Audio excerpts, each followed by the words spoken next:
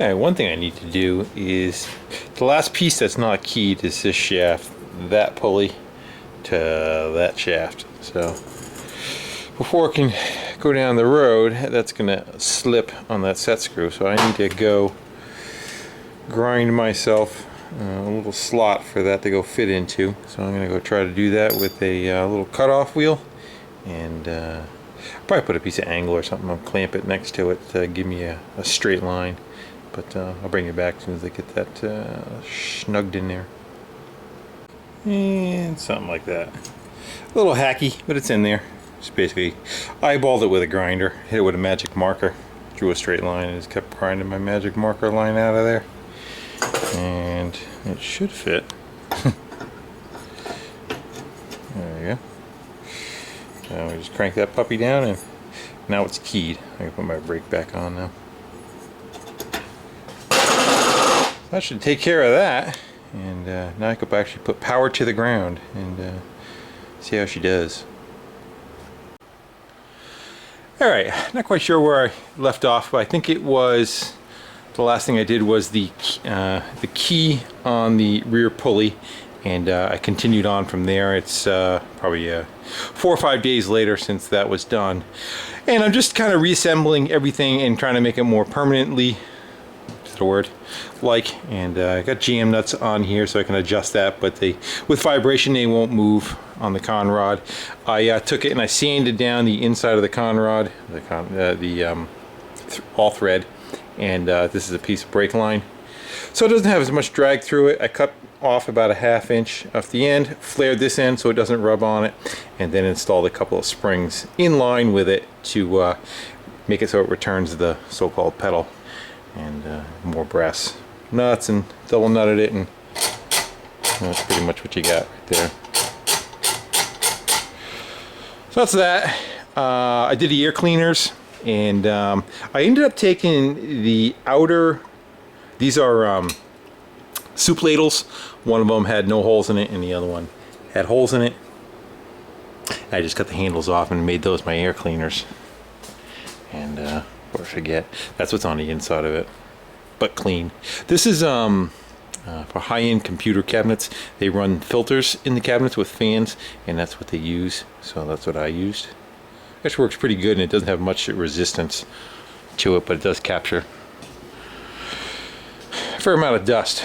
So I cut them back, and that's the lip that was on the outer one, so that this one will tuck into this one, and then there's standoffs in the center that keep it from constantly wanting to keep crushing it, and it's just copper tubing that's cut to length with a couple of screws on the back side of it. And I wanted to try to get a little bit more room from this exhaust. As you see, it's fairly close, and it was even closer when before this was cut down. So that's done, and I figure I want to start on working with running fuel lines, and so I had picked up a bunch of fittings. I was going to go with I don't know if I was going to do copper line or just flexible line. So I grabbed this, and then 3 barbs that would thread into that, and you could pop the fuel line on it. The only problem is I thought after you put all that together, there, one there and a third one going down, that it would get kind of bulky. Plus, if you want to go from this barb back to copper line and then have a piece of hose on it and some clamps on it, it just got too busy and complicated and just plain ugly.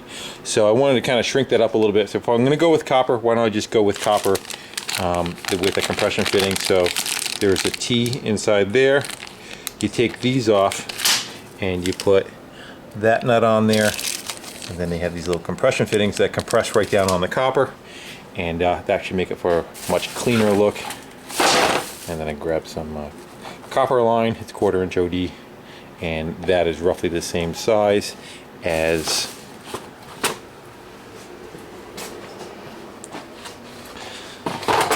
the fuel lines coming out of there. So for this section of it, I'll just put a little piece of fuel line and attach them.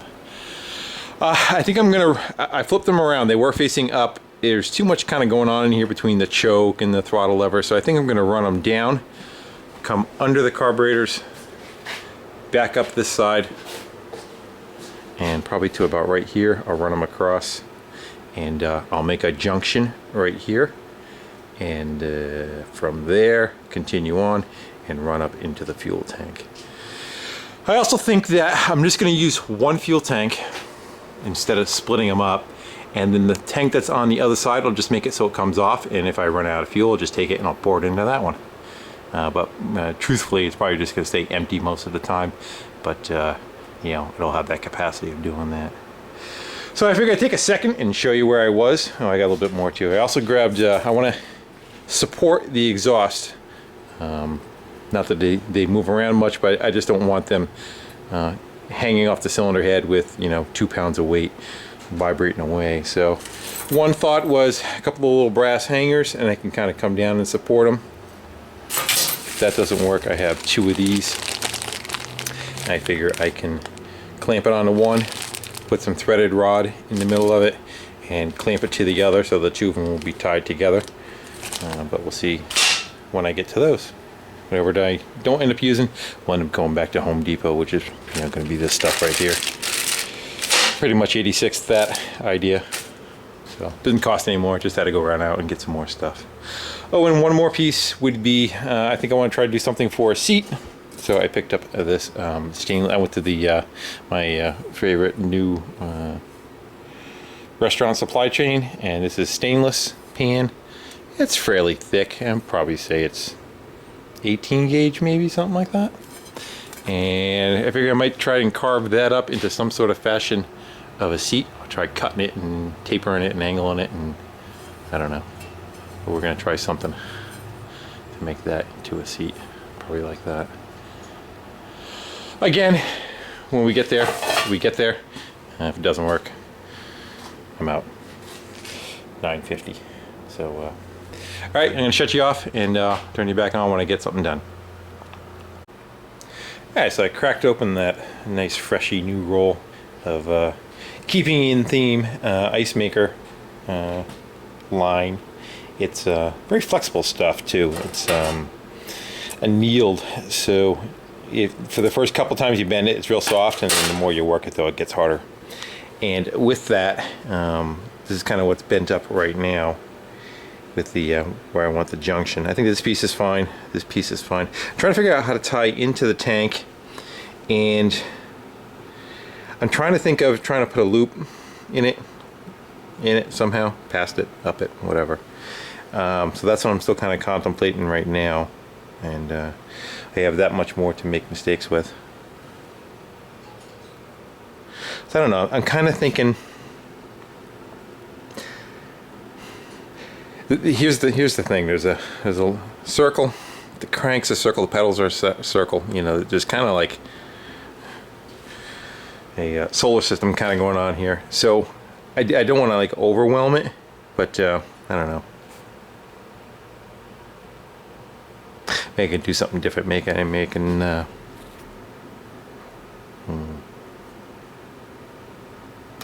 do like a triangle, come back and around or something. Don't know. Alright, well, I'm gonna go work on that and see what I come up with, and then when I do, you'll see it in a couple seconds. Alright, I gotta throw this in there. Tip of the day.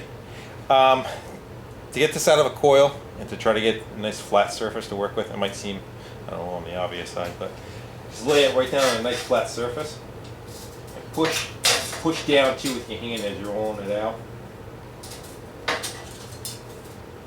Kind of like try to push it into the table instead of just trying to pull it forward.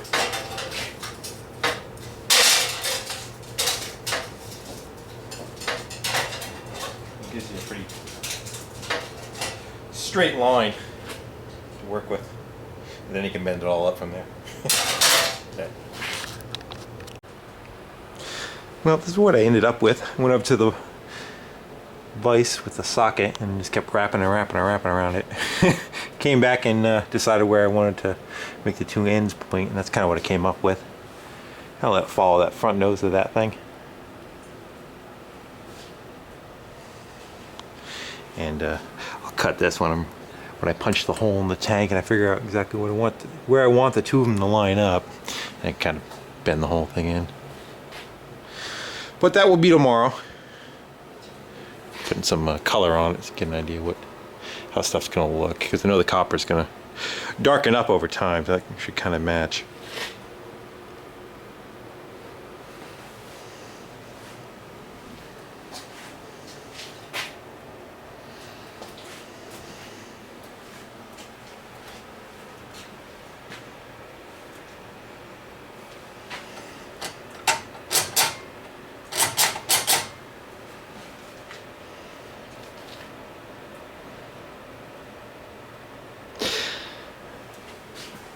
Gonna say getting there, but tired of saying that. But it's getting there. Alright guys, I'm shutting it down. Thanks. Take care.